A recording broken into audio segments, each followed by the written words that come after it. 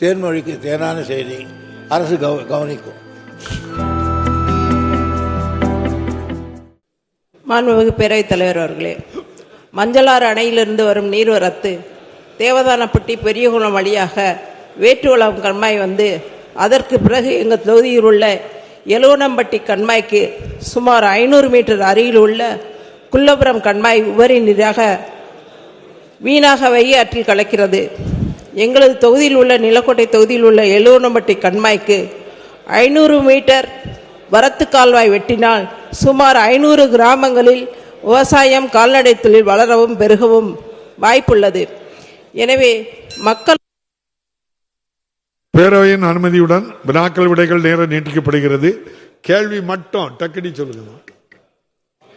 எனவே மக்கள் நலன் கருதி 500 மீட்டர் நீளமுள்ள நீளத்திற்கு வரத்து கால்வாய் வெட்டினால் மக்கள் பயன்பெற அமைத்து தருமாறு மாண்புமிகு பேரவைத் தலைவர் வாயிலாக கேட்டுக்கொள்கிறேன். மாண்புமிகு அமைச்சர் அவர்கள்.